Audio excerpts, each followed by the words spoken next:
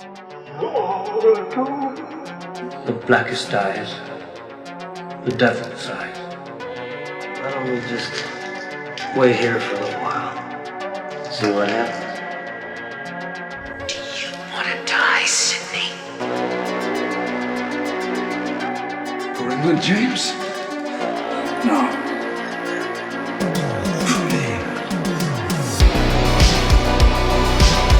We all go a little mad sometimes.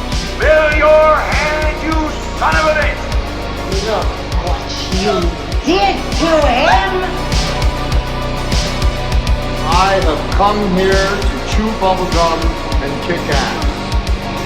And I'm all out of bubblegum.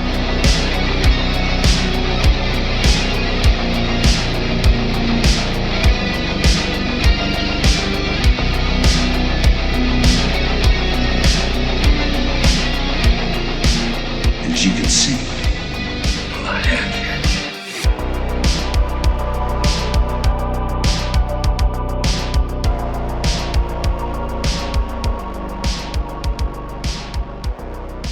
What is up, everybody, and welcome to Macho Movie Madness Podcast. I am your host, Brandon, and alongside me today is, first I'm going to introduce Andrew. Andrew, what is happening? Hey, what's up, Brandon? What's going on, guys? Feeling pretty good today? Oh, yeah, feeling better than the characters in the movie we're going to talk about. Most of them, anyway. Oh, yeah, very good. And also joining me today is Kenny Gorman. How's it going, Kenny? It's going good. How you guys doing? Good. So, we decided, guys, that we are going to change up some things on the YouTube channel, and we decided also to relaunch our podcast. We haven't done our podcast in quite a while, and we figured that it's probably for the best as far as our style and format, how we do things, how little we can get together to record or film certain content, that we just kind of package it all in one deal, and we kind of do a podcast style anyway, so we just decided to relaunch the podcast. We had some pretty good episodes and fun back in the day, Andrew, on our old podcast. Oh, yeah. We'd go on for hours sometimes.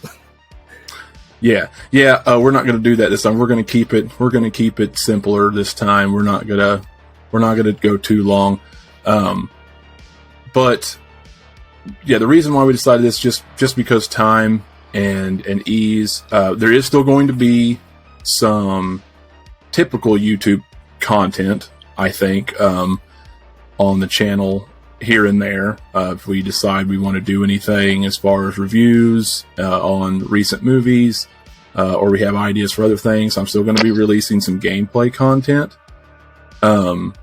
here and there. I'm on Metal Gear right now. I just started Metal Gear Solid, the very first one, and I'm going to continue that. My second part will be up fairly soon.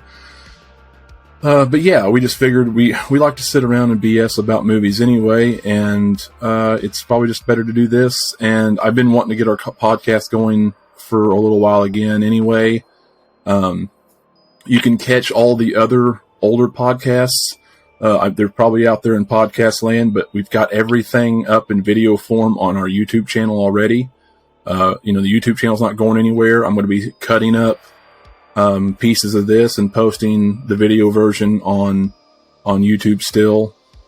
So you guys are going to have access. I'm probably going to post the full version of the video somewhere at a later time, and I will keep everybody informed on that. But the clips will go up on YouTube, and the audio, full audio, unedited, everything is going to every podcast network you can think of. Wherever you listen to podcasts, it's probably going to be there. So we hope you guys are ready. We hope you guys will join us out there. We're going to have a lot of fun. We got a lot of stuff to cover, not just today, but for a long time to come. So also, I wanted to touch on, before we get going on anything else, I wanted to touch on our verses. That was kind of a big thing for all of us. We really enjoyed the verses episodes we do for the YouTube channel. Those are not going away, but they're going to be changing. They're going to be now a part of our podcast. So what we're going to be doing with our podcast is we'll have whatever in between here and there. But our main event of the podcast will our main topic of the discussion that we'll spend most of our time on will be something, and that's where our verses is going to fall. We're probably going to throw in some wrestling content here and there. We've been talking about wrestling commentaries or reviews. We haven't decided on what we're going to do first, and it's not going to be this episode. Probably in a episode here pretty soon. But we want to take a look at something probably. What do you think, guys? From the late 90s, something maybe goofy. Like, I know we were thinking about some WCW when it started to fall. Fall off the cliff. That'd be interesting. We can review some old Vince Russo WCW and see if we remember how bad it really was. Yeah. Take a Valium, watch some Vince Russo era WCW. Yes. Yeah, I feel like there could be a drinking game or something every time the title changes hands in those days. Guarantee it. Yeah, probably pretty toasted by end of one episode. As far as content goes, though, and stuff we talk about, we're going to talk about a little bit of everything, not just wrestling. We'll talk about, obviously, the movies, action, maybe some comedy, mostly action horror like we've been doing. That's kind of the Macho movie madness way. Our verses, by the way, is going to be cut up and it's going to be done on our main event. I'm going to be cutting that up and putting that on our YouTube channel too, so nobody's going to miss our verses no matter what. Whether you listen to the show or watch it any other means, I will have that for everybody. I really like the verses. I don't want anybody to miss out on that. So while we're on the topic of verses, there's been talk amongst the three of us, and we've even had, I think, a person or two request this, but we wanted to address it now. Terminator 1 versus Terminator 2, and why it's probably not going to happen. We talked about it. We've tried to come up with categories. We've tried to compare it. We've tried to figure out what exactly we could do to make a decent episode out of it where it's fair. They're both incredible movies, but so far, I haven't been able to. No, they're apples and oranges. Aside from, kills and, what else do we got? We got one or two categories, and they're so different. You can't say, let's do action as a category because one's an action movie. Well, if you do that, what about horror? One's a horror movie, and so, right. What do you do there? So, yeah, it would be. I've tried and I've racked my brain as to what categories we could do for T1 versus T2 because I think we all want to do it on this channel. Same for Alien and Alien. Yeah, it's a very good comparison. I don't know what you could do. The story is not the same, but it is the same. It's the same plot. It's just the head's kind of flipped up over on his head a little bit, and it's ramped up in action and CGI and effects, and it's amazing. But it's just two different films. I'm with you. I can't figure out what to do with it. Yeah. So I feel like I wanted to get that out of the way and let people know that there probably won't be, at least for the foreseeable future. It's not that we don't want to do it. It's not that if we can, we will. If anybody out there in podcast land, in the interwebs, on YouTube, whatever, wants to break down a movie in categories for us to do, maybe do it in their way instead of our way, and it makes sense, I'd be open for that. And I think we would all be open for that. Right. But for now, I feel like, if we want to just maybe discuss Terminator 1 and 2 a little bit before we get to the meat and potatoes of our podcast today, maybe you guys can talk a little bit about what you liked about both movies, and go from there. Yeah, I think we could even actually just take a vote as to how we think, it would go amongst the three of us, unofficially. Which everybody knows, I'm going to choose T1. T2 is a big deal.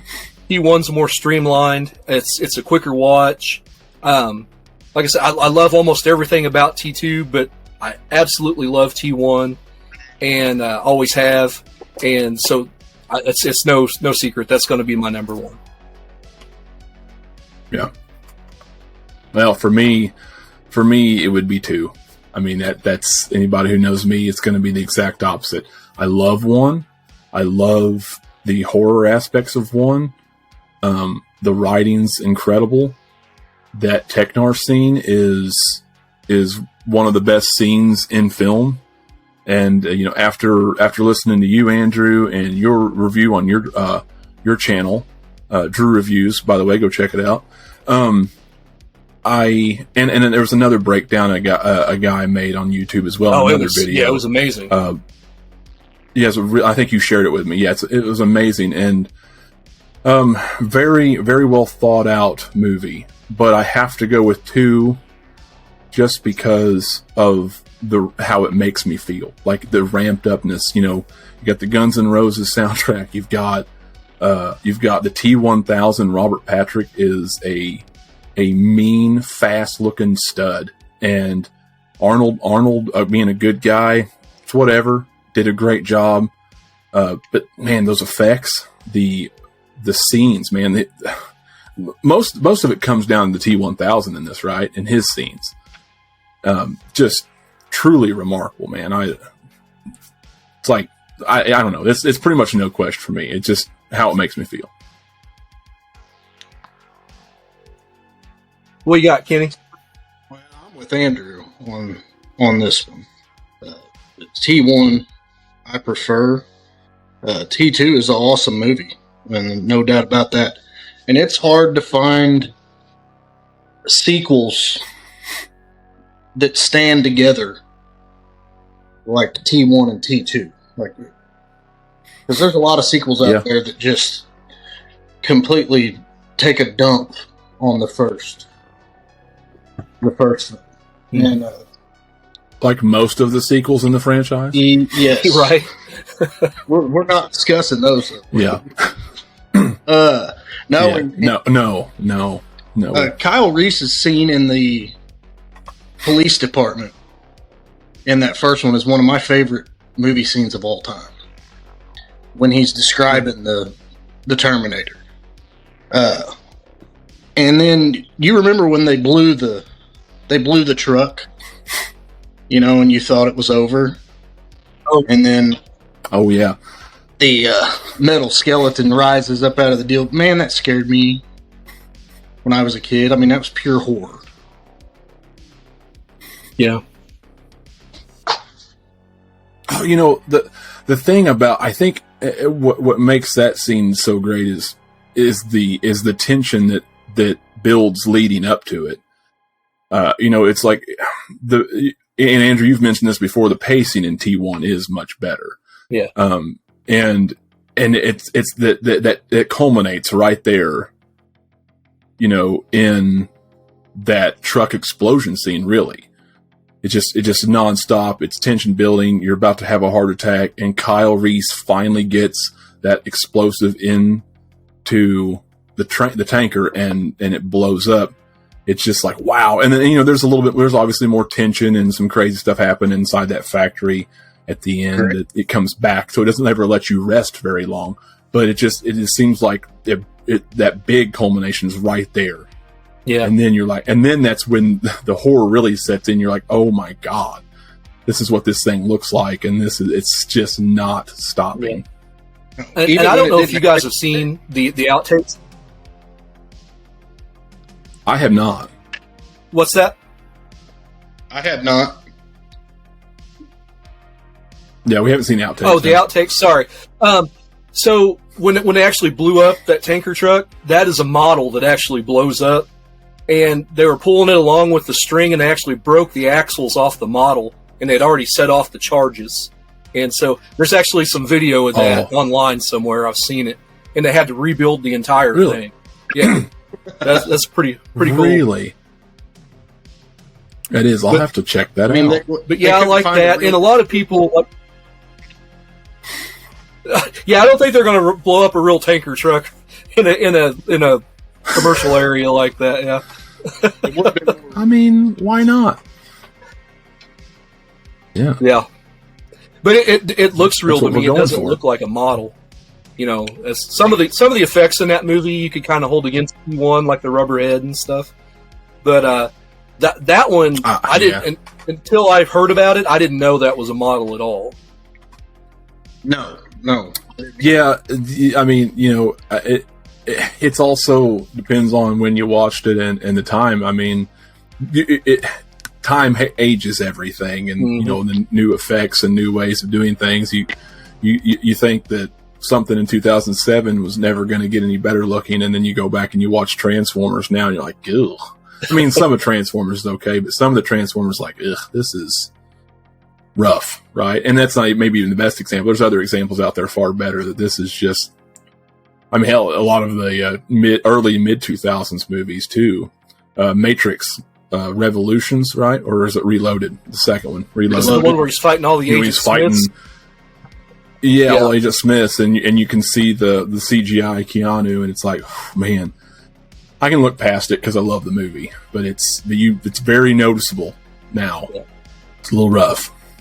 But you know, getting to T2, I think there's a few instances where those tinfoil little like cup packet deals that they used for the gun splatter on the T-1000. Anytime he got shot, sometimes you notice those kind of stuck to his clothes, and then then the dummy obviously taking the bullets of Arnold as they're leaving in Cyberdyne. But all in all, it's amazing how much still stands up in this day and age. Like, you know, was it 30 years later now? That's crazy. And I love T1 as an action movie, but from that point on, once all the cops get to Cyberdyne, from that point on in T2 is just, there's no other action movie like that for me. People say Die Hard's probably the best action movie of all time. When I've, you know, from what I've heard, I don't know how you can say that with Terminator 2. Just from, you know, that point at like an hour 45 on, to me is just amazing. Yeah. And I love Die Hard, but you know. Yeah. I do but too. this Christmas movie, I really like Die Hard. That's right. You know, I'm ashamed to say this, but that was the one Christmas movie I believe this year that I didn't watch. I try to watch it around every Christmas. Didn't get to watch it this last Christmas. I didn't watch it. I didn't watch too much other stuff going on. I didn't even watch the Christmas. I try to watch it every year, but see, and you know, I'm not a big Christmas Story guy. No, but it was always on TV for like 37 hours straight. You know? Oh my God! Yes, yeah. TNT had to have that 24 hours marathon. Why?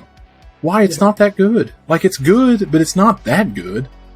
The sequel came out, I think, last year, and my wife's a big Christmas Story person. We watched it, and it wasn't terrible. I expected it to just be horrible, and it wasn't bad. Yeah, really. I do want to see it. I don't hate it, but I don't get the hype when somebody says, "Oh, it's the best Christmas story, you know, best Christmas movie ever." I'm like, you know, I think Christmas me and you did the Vacation verses on the two best Christmas movies ever, aside from Die Hard. Of yeah, course. it was Home Alone, Christmas Vacation. I mean, plain and simple. What about Rudolph? Like, what else? What else is? Yeah, I mean, there's some classic cartoons and stuff. There's some classic stuff. I like those old ones, but you know, I mean, it would classify as Christmas, but it wouldn't classify as best Christmas. Oh, Silent Night, Deadly Night. That's good. I do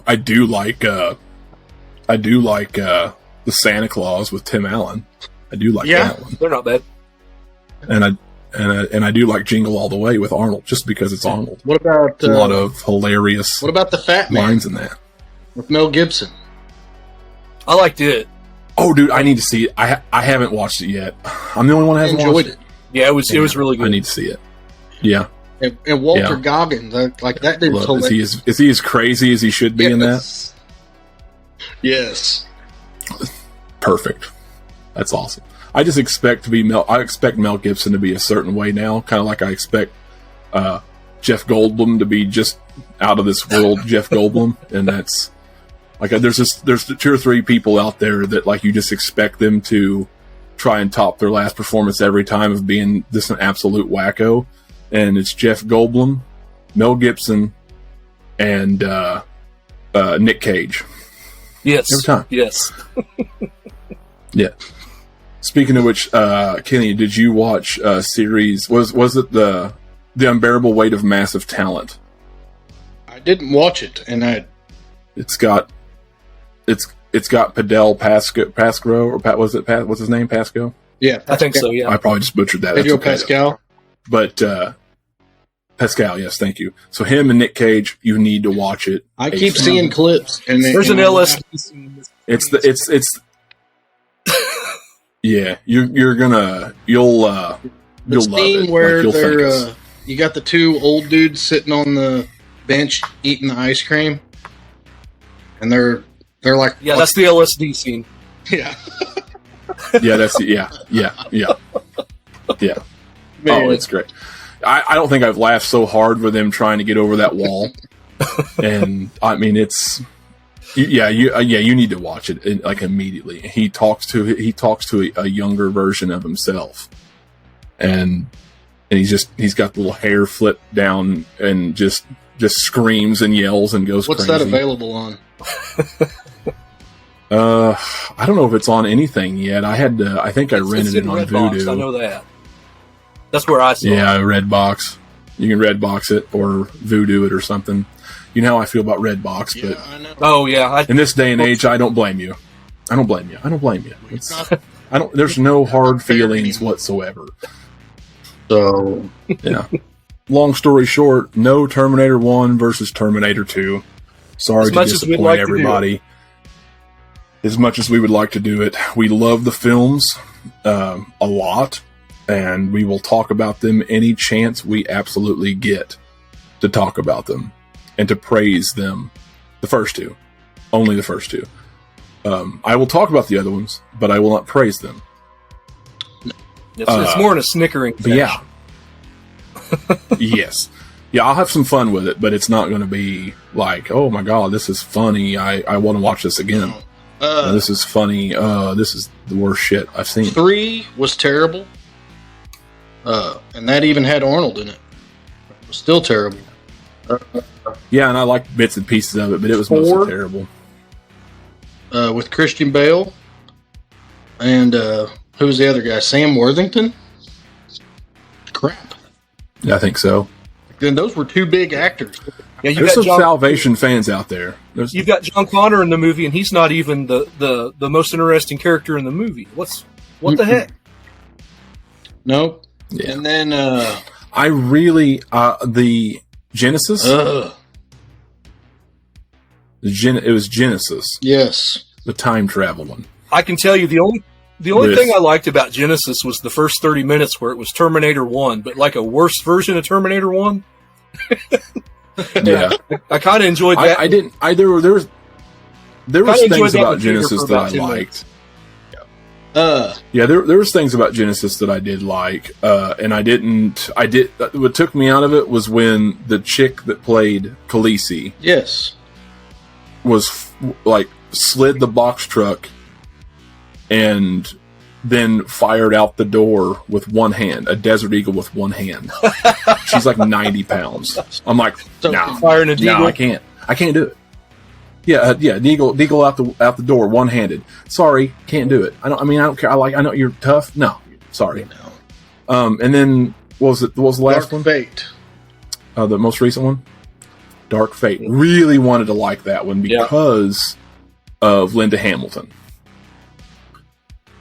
And wow, no, there was bits and pieces that I really did like. I liked Linda Hamilton in it. I enjoyed the action in that one. There are some things that I do enjoy with it. I just think it could have been done. It could have been done differently. A lot better. None of those sequels do. And the whole part with the Terminator being named. Yeah. The part with the Terminator being named Carl or something, and he does drapes for a living. Yeah. I know we're supposed to laugh. The justification. What was it? The justification for him being a good guy now is he had no more objective. Like, he killed John Connor. Yeah. So ended that whole thing. So yeah, it's no more objective. So now I'm going to settle down and get married and sell some drapes. So and I take it that it is funny. I take it that Dark Fate was basically wiped out 3, 4, and 5. Like timeline wise, I would take it that way. Yeah. Yeah. I would take it that way. I hate to say it, as much as I want them to try something, and actually for it to work, they'll have to do a total reboot. They might as well just leave it alone. You can't, because Linda's too old. I don't feel the same way. Yeah, he's 75 now. I don't feel the same way I do about Halloween. In a guy in a mask, where you can throw it in any timeline or make up a new one. And I'm always gonna want Michael Myers. I'm always going to want Jason. I'm always going to want, I can't say the same about Freddy, because it's hard to get Robert Englund out of my mind. I'm not saying that maybe one day that'll change, but there's certain franchises I think you can continue in a different way and it be decent. Just Terminator's not, they're not behind a mask. So Terminator's not one of those things. Right. Unless you can get to the point where CGI is so good that you do what you've done in the last ones and just put Arnold in CGI style. You know what I'm saying? At that point, you don't need actors. And that might come one of these days, but yeah. Well, as of Lord knows we wouldn't want their opinions all the time. Yeah. As of right now, 3 through 6 are shit stains on the underwear of T1 and T2. So, my opinion. Yeah. I agree, especially when you got two strong movies. Like that. Anyway, so I don't know about you boys. You guys ready to move on to the main event of the episode? Let's do it. Absolutely. All right, then it is time for our main event. Okay, so the main event of tonight is none other than Scream 1. From 1996, we debated on doing the first half of, at least the first trilogy, right, 1 through 3. Figured we needed more time on some of these, so we are going to pick up on probably the next episode, I would say, for Scream 2 and maybe possibly Scream 3. We might package those together, but we wanted to give a little bit more time to the first Scream. And it's obviously the OG and the best one. So, let's break it down. Let's talk about it a little bit and let's review it. Let's, in honor of Scream 6 being out, which only Kenny has seen at this point in time as of this recording. So anybody out there, please no spoilers just yet. We are working on getting to the theater or finding a way to watch that.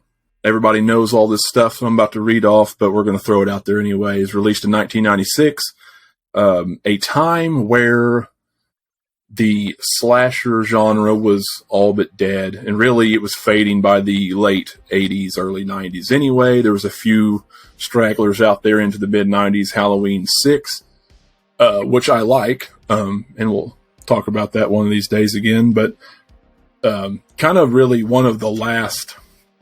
Can't really think of other slashers around those couple years there. One of the last slashers in the mid 90s, what we call pre-Scream, right? Slashers. Still Dimension films. It got picked up by Dimension, but yeah, even Dimension was looking a lot different before Kevin Williamson came along into screenwriting in Hollywood. but this was directed by Wes Craven and written by Kevin Williamson. Oddly enough, Wes Craven, I don't know his last movie, it was one of his last movies prior to this was New Nightmare, Freddy's New Nightmare.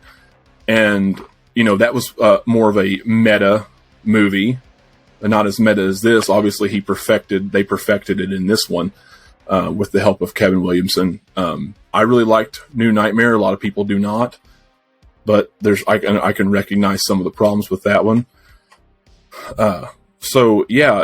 Interesting how this one came along and really just turned the slasher genre up on its head and revitalized everything, not just for horror, but for slashers. For those who don't know, and again, I'm sure everybody does at this point, the plot of Scream, it follows Sidney Prescott and her friends in the fictional town of Woodsboro, California, where they become targets of a mysterious killer in a Halloween costume that we all call Ghostface.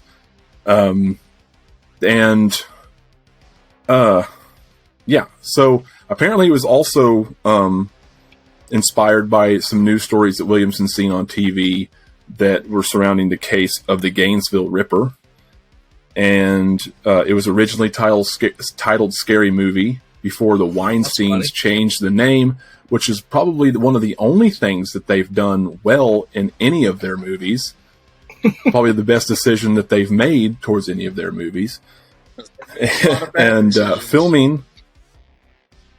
Yeah, both in and out of filming. Funny enough. You think so? Me too. Oh yeah.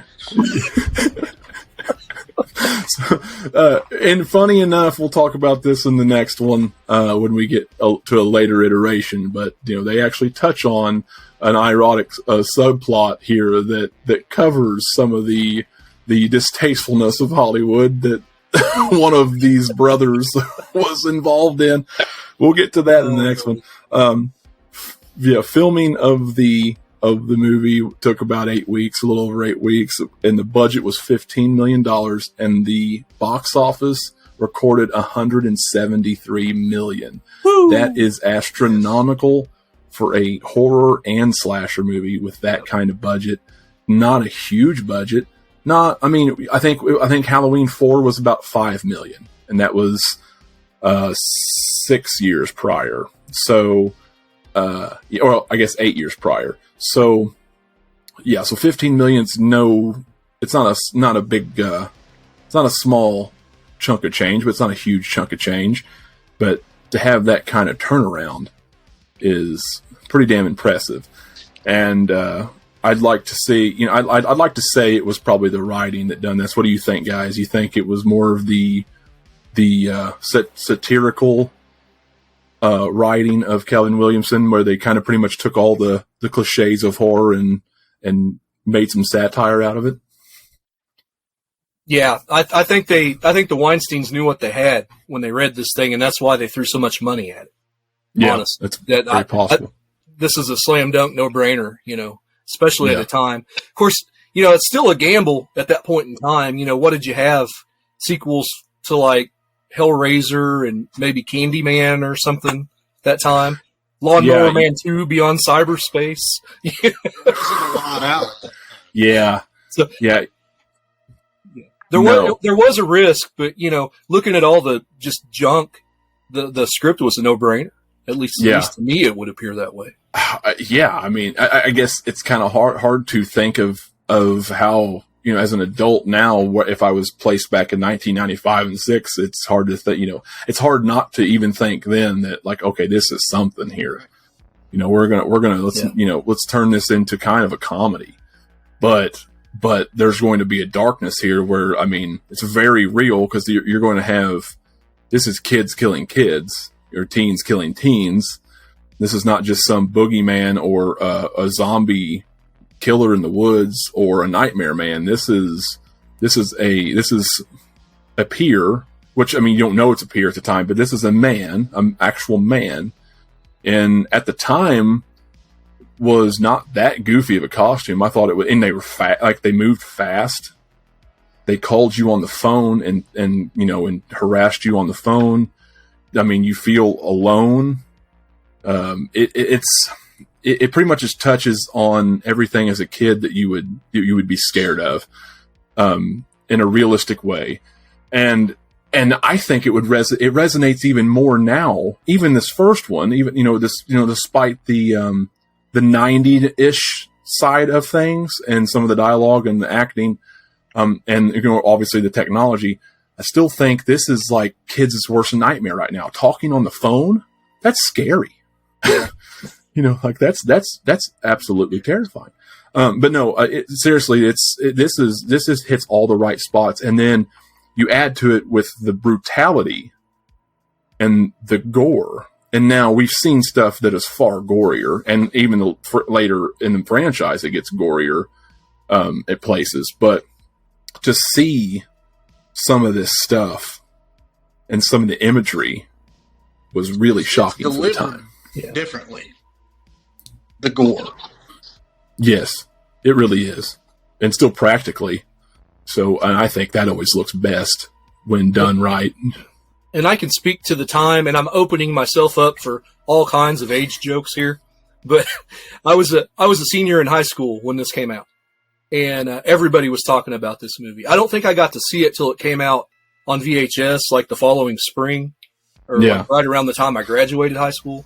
Back when it took a year for a movie to come out. Yeah, at least 6 months back then. Yeah, and this was a big deal back then, and people didn't talk about horror movies like that back then. So yeah, speaking of the time, it was huge. It was huge. Man, I just remember being absolutely terrified of talking on the phone after this. Not because I'm afraid of talking on the phone, but like living at home with mom and dad, my dad's got a deep voice, and, all of his friends had deep voices and kind of had that Roger L. Jackson thing going on. So, you answer the phone and your heart just drops as a kid, and hey, is Mike there? Oh yeah, here. Just stupid. But as a kid, you're like, oh my God, this is it. And we lived on, I live on a farm. I did, out in the middle of nowhere. It wasn't too far from town, but everything around me, we got a lot of windows in our house, and everything around you could see. It was just open fields, cattle and stuff like that. So, want to know who I'm looking at? Anybody be looking in there, man. They could see me. I can't see them. Then if anything happened and mom and dad were gone for the evening, what am I going to do? Where am I going to go? And no one's going to find me for hours? Man. You're going to go get your... I felt like, needless to say, I felt like Casey Becker at the beginning, Drew Barrymore. I felt that in my soul. You're going to have to go get your high school football boyfriend to go whoop him. Yeah. Yeah, he's big and he's black and he'll kick your ass. Oh, that's on Scary Movie, isn't it? The actual Scary Movie. Steve. Speaking of Steve, Steve kicked off was the very first death in this franchise. Yeah. Poor Steve. Yeah. Yeah, in a gruesome way, man. Seeing the guts just fall out of him, just roll out of him. That's gross. It was brutal. So that's actually a really good spot too. Before we kick, I want to kind of touch on this similar to how we do verses. We can go through a category. You don't have nothing to compare it to, but just kind of touch on what we like the best out of it, kind of quickly. But before that, I just have to talk about the opening scene, because I personally think that it's not just in cinema, but in horror especially, it is one, if not the best opening scene to a movie that ever, to me. And there's other iconic openings to movies. You might think about Jaws or something like that, but this is it, man. Like you get the phone ring, and then Drew Barrymore, who is being marketed as a major part of this movie. She is on the poster, on the cover. She's the big name.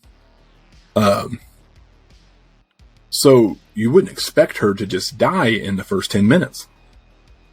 But, it starts off with this innocent phone call, and it's pretty good dialogue, and it's, it's something you would hear out of a casual young horror fan or just movie fan in general, popping that popcorn.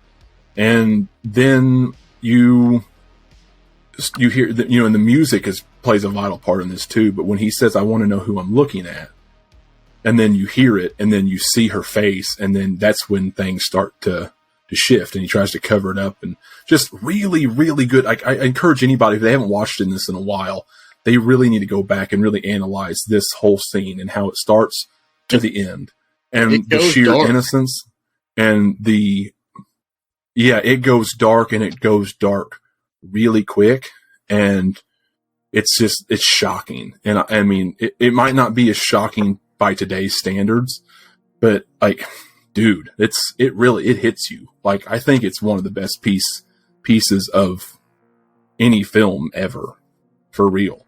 Because by the time you get to that, she almost got away, and then he gets her, and then she's struggling to say something to her mother and her mom and dad, who are right there at the edge of the porch. She's at the edge of the porch while they're walking in. She can't get her words out.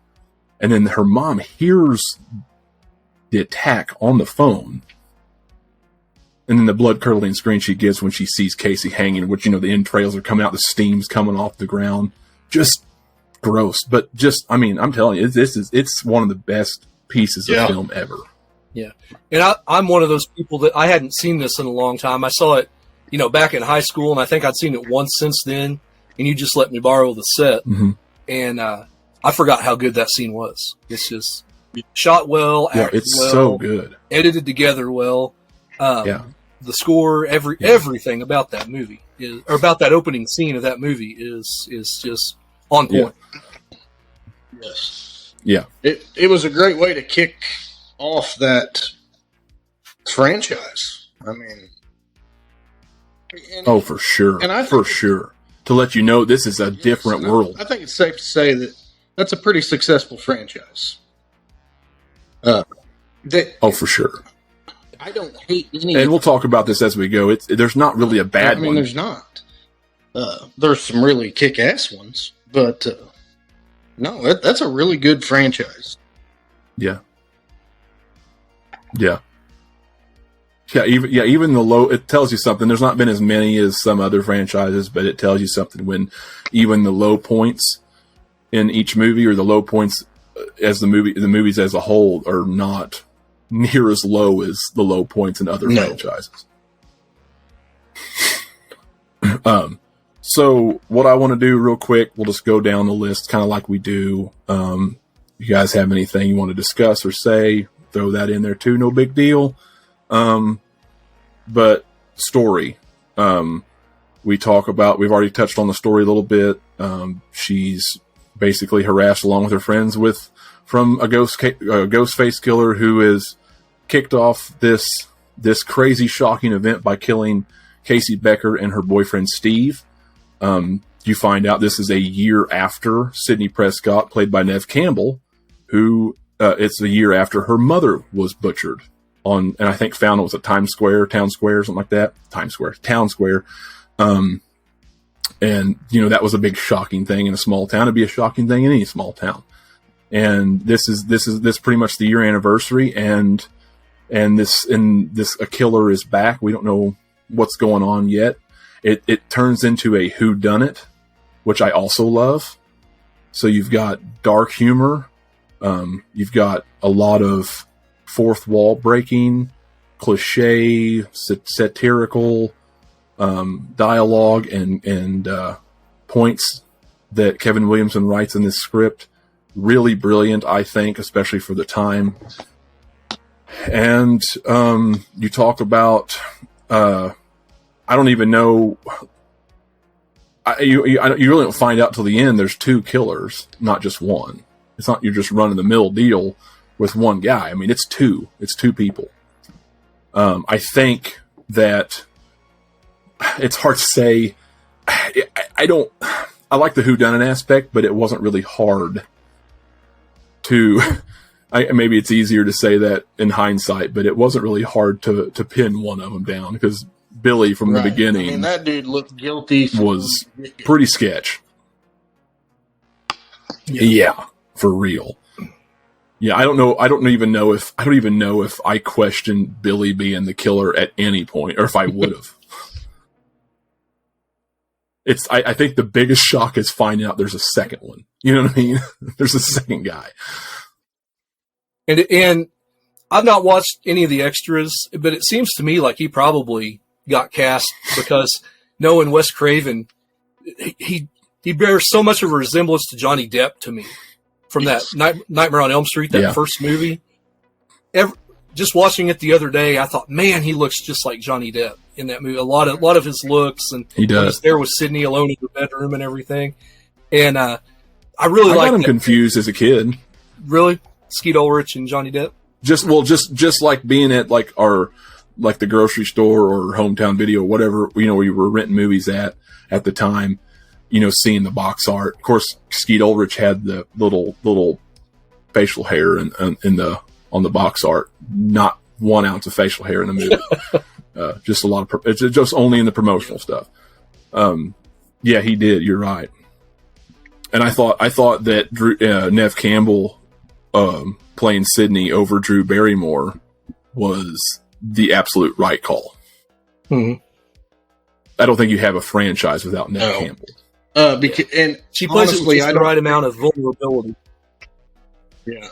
Yes. And honestly, if you look at Drew Barrymore, would he have been able to make all the sequels that he did with Drew Barrymore?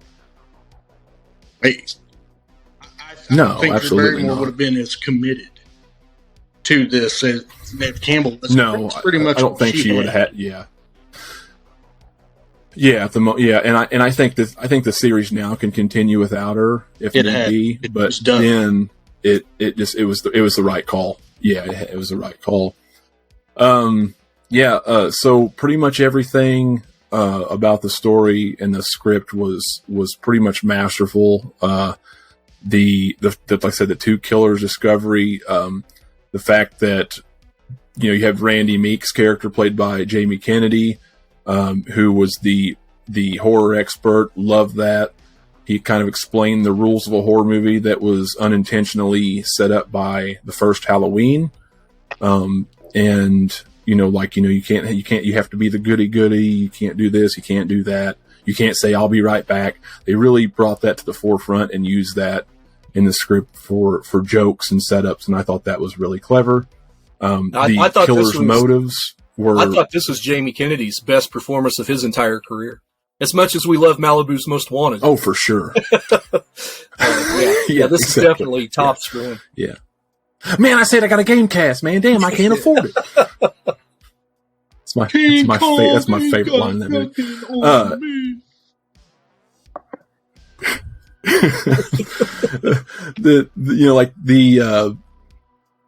The killer's motives in this movie were really not important because it was the 90s and it was kind of one of those things.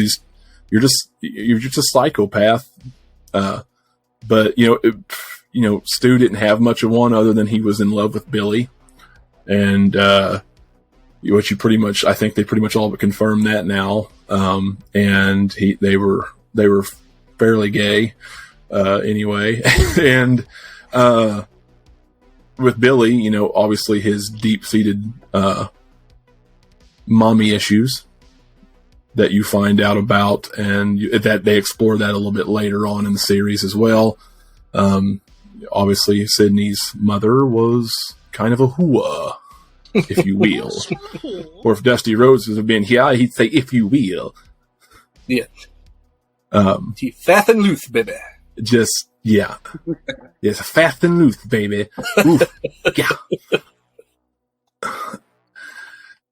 Oh man, yeah. So like it's one of those things where like you feel for Sydney and her mom, and probably didn't deserve to die, but sounds like Maureen Prescott wasn't too much of a peach.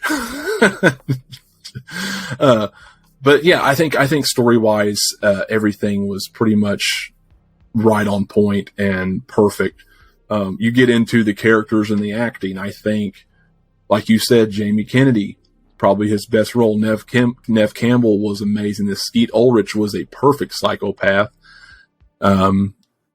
Tatum, played by Rose McGowan, probably the best Rose McGowan's ever looked. Besides Planet Terror, maybe? Besides Planet Terror, yeah. Yeah. Yeah. That's pretty much all I got to say. I don't love her, but I don't hate her. Yeah. In the 90s. Was she in Jawbreaker? She was. Early 2000s. Yes. Yeah. I think so. Came out. Yeah. She did that. I think it was early 2000s, late 90s. It was close, something like that. Yeah, right around there sometime.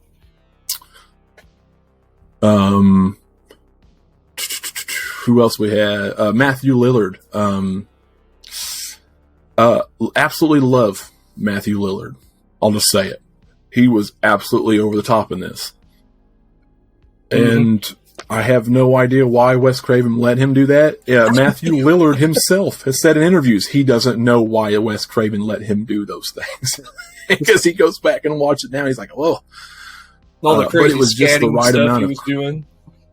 Yeah, and the spitting, and he had some good lines though. You hit me with the phone, dick. Or my mom and dad are going to be so mad at me.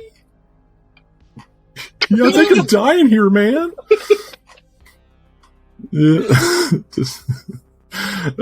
Yeah, he was as over the top as he was awesome. I loved it.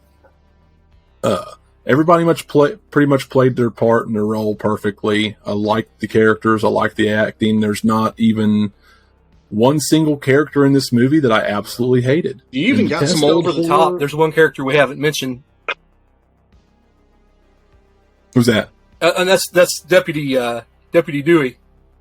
Oh, how can I forget David Arquette and Gale? Yeah. Yeah. And I can honestly say I liked him a lot better here than I did in Vince Russo era WCW. So, man, yeah, this was a little bit better performance than Ready to Rumble too. Right.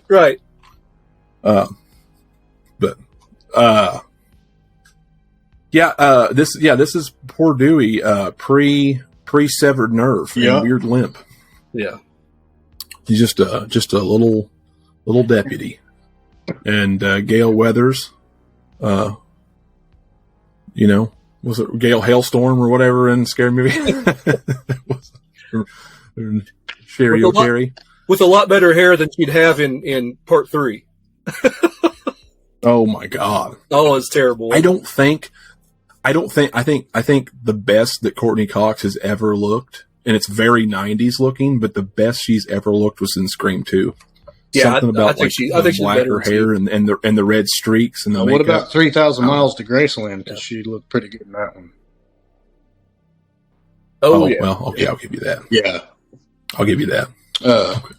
No, this one's got. I mean, it's even got some horror alum cameos in it with Linda Blair. She's reporter. She's a reporter. She's not in it for very long. But. And the Fawn? No.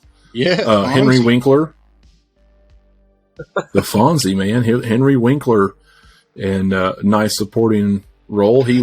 Poor guy was just a means to an end for the killers to get everybody away from the party for their big final showdown. Otherwise, he probably would have been spared.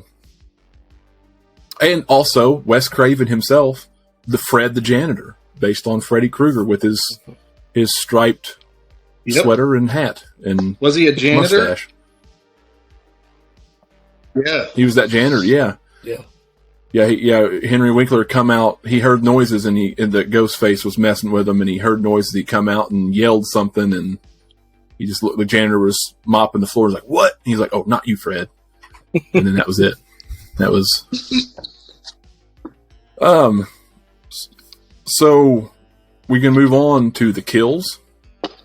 I think. We've already talked about those just a little bit. Brutal. Yes. Realistic. Pretty shocking. Steve was gruesome. Drew Barrymore is the best one in the movie. I think probably, maybe even in the franchise. I don't know. There's several good ones. I won't say that just yet. Definitely, probably in the movie, just because of how horrific it was. I liked it. I also like Rose McGowan's death. As goofy as it kind of looked, the last cut, but yeah, just the thought of it and that entire party scene. I love that section of the movie.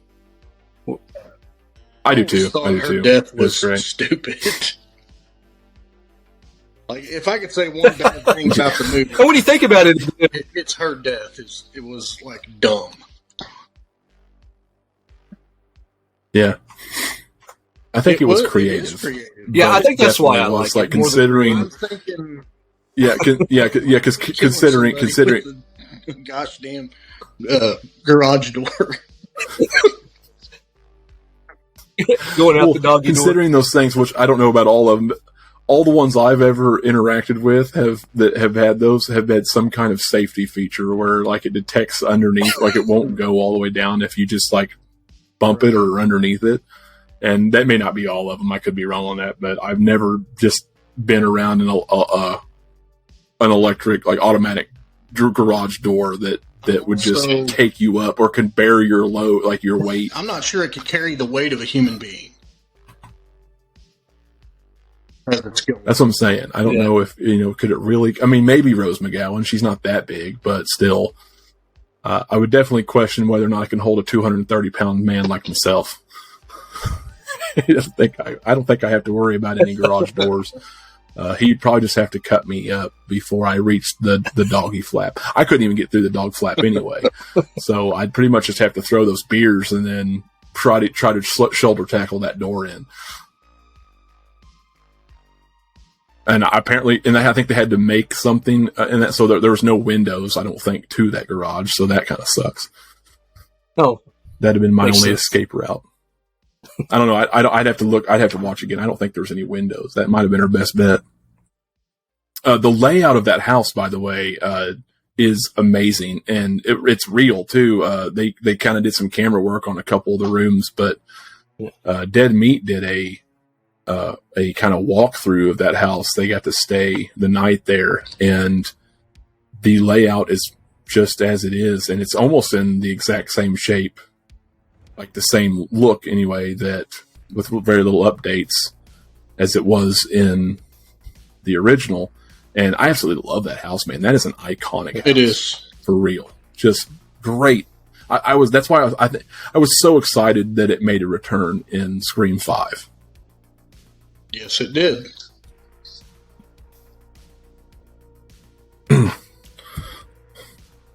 So what do you guys have as far as your favorite kill? Is that the Drew Barrymore one? Or there's only like 6 in the movie, though. Yeah, it didn't have a very high kill count. But, no, yeah, it's definitely Drew Barrymore. And then Steve, would be, to me, would be number 2. Yeah. Yeah, Drew Barrymore. Really kind of toned it down. It's because it's goofy. Yeah. Yeah, okay. I'll give you that. It was creative. So moving on to, I think just moving on to setting, we'll kind of combine all these: setting, and atmosphere and scare factor. What do you guys think about all that? Talked about them a little bit. I think it's perfect for what we got, just establishing, that setting, that town for this franchise. If I was reading the script, making Woodsboro. Yeah. If I was reading a script about a small, sleepy little town like that, I think they got it just perfect. Yeah, I think so too. I think they really captured a small town with the killings and what would be going on at the school and everything going on with the curfew in town. Yeah. And of course, the kids completely disregarding that and having a party out somewhere. I love the that orchestration of all the events. I love that shot of the Prescott house where she's looking out before her dad leaves or right after he leaves, and she's looking out over that valley with all those hills and mountains and stuff. It's just a beautiful shot. Yeah, yeah. Oh yeah, it's a great shot, and the score really goes well with all the shots too. I think the score's done really well in this to build up tension. I think it's just so crazy to watch this movie and then watch another movie from around that time or right before that, before everybody started drawing those inspirations from Scream, and just seeing how next level this all was. I mean, just crazy. And it's crazy that Wes Craven has been able to reinvent horror 2 different times in his career. And no one else has been able to do that. With Freddy really, and then Scream. When you think about it. You know, because was there anything like Last House on the Left and Hills Have Eyes back in the 70s? Oh, no, probably not. Yeah, no, so really maybe 3 times. No, it's kind of like it's kind of like he's created 2. He kind of almost created 2 subgenres on his own, or not really 2, but you know, a different one with Last House on the Left and Hills Have Eyes, and then reinvented something Halloween created, and ushered it into a new audience and a new millennium. Which, you know, you find movies after that, like what I Know What You Did Last Summer. Halloween H2O took a lot from Scream, and depending on who you are, you may like that, you may not. Yeah, wasn't there everything else you got after? Wasn't there a movie called Valentine and Urban Legend, and they're all kind of Scream. Yeah, Urban Legend was good. Yeah, the first one anyway. Yeah, and then you got that, and then you kind of had that.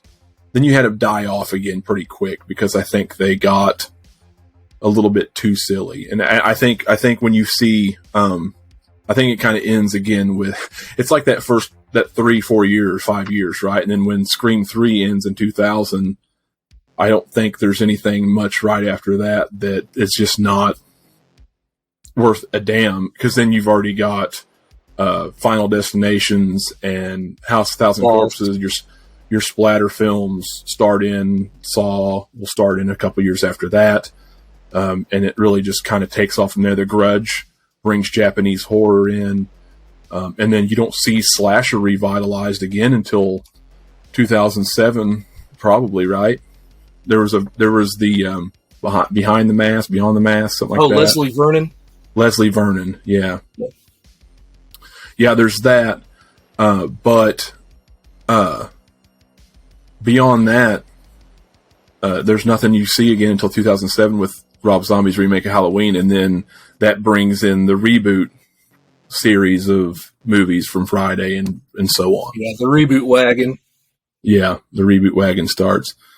So yeah, there's really nothing like Scream, and after that is no one could ever top what that did. I feel like we've lost Kenny.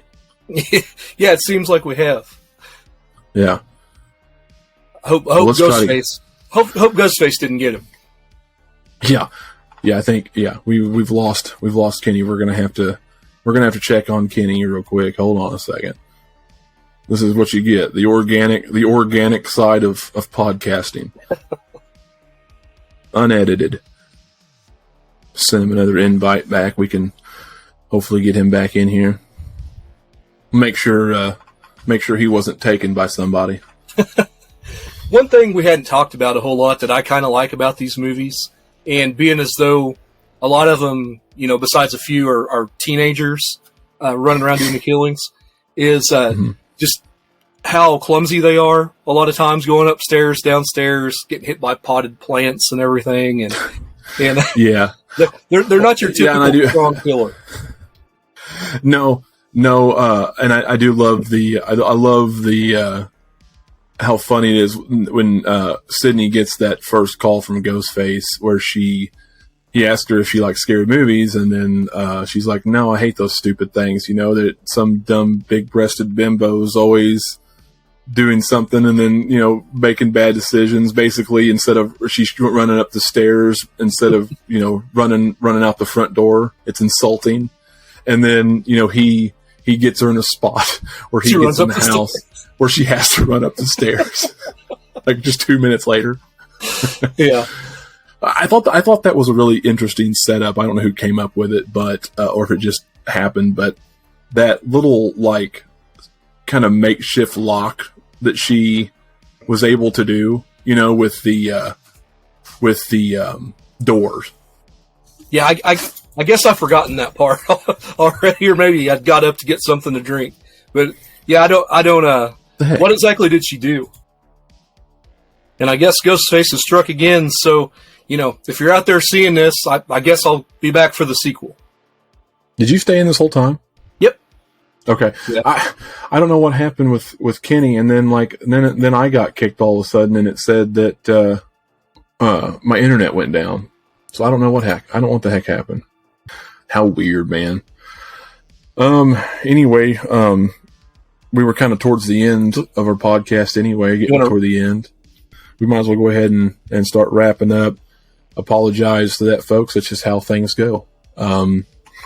We thought we lost our third guy and lost me for a second, lost the host for a second. It's like, I'm like Richard Dawson in The Running Man. I'm out of here. Yeah, out of here. You're only coming back in a rerun. Yeah. So yeah, we pretty much talked about everything we're going to talk about anyway. As far as atmosphere, the movie is top notch. We will get into Scream 2 and probably 3 the next go round. Hopefully, we won't have those issues. More than likely, y'all are. Would you call this the top horror movie of all the 90s? You think? Oh, for sure. Yeah, for sure. I think this is what is out there. I mean, I wouldn't call Silence of the Lambs horror. It's more drama. It's a little more drama, mystery. Well, not even mystery, but just drama, suspense. It's better. It's bar none better than everything else we've talked about or will talk about. I love Halloween 6. Way better. Wishmaster. What was that? Is that later or earlier? This is better than that to me. Better. This is better.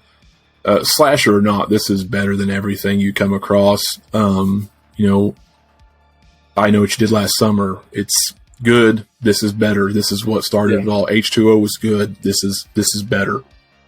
Jason Goes to Hell. Well, let's not get carried away. That was such a good movie. You're right. This is 100% the best 90s horror movie, I think, ever.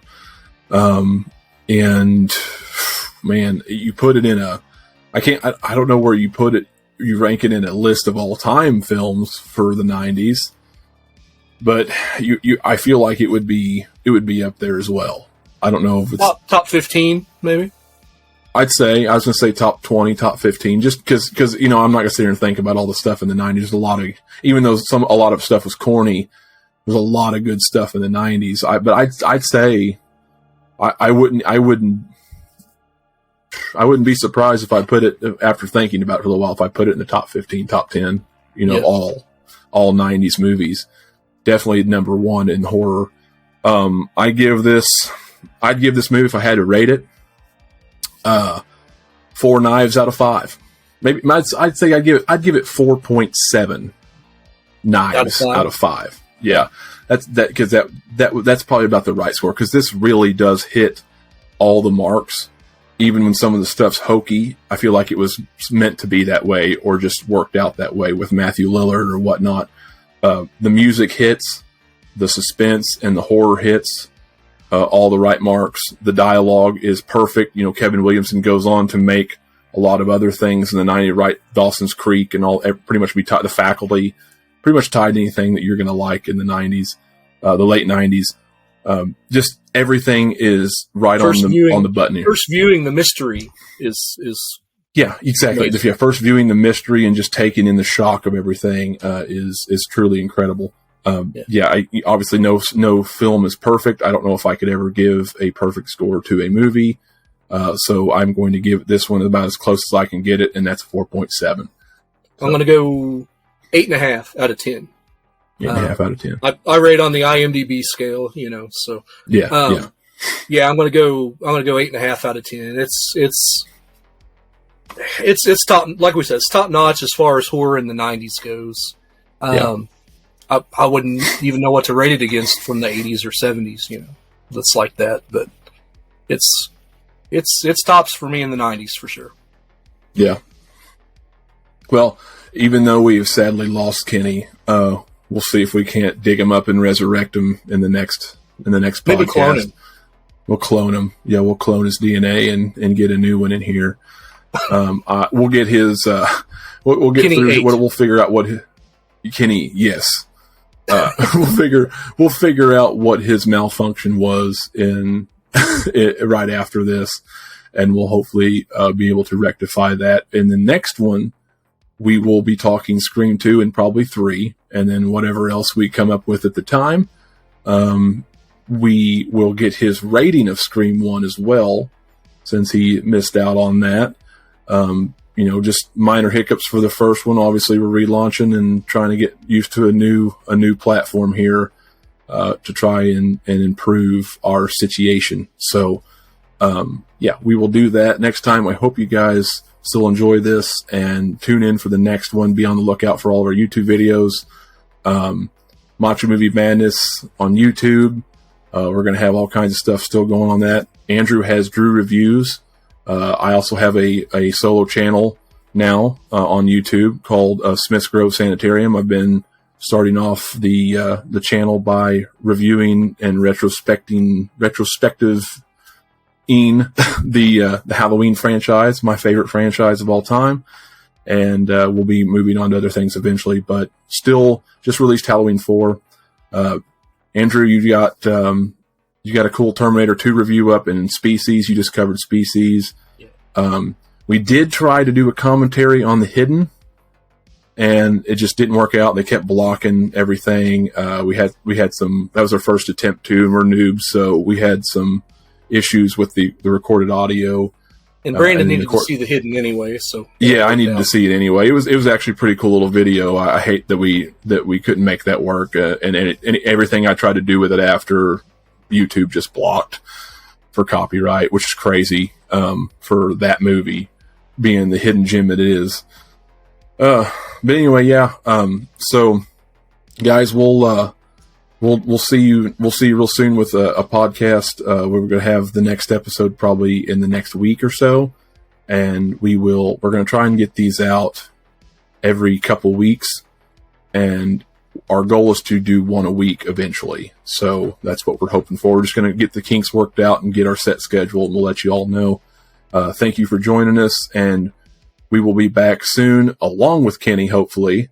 And until then, we will see you all down the road.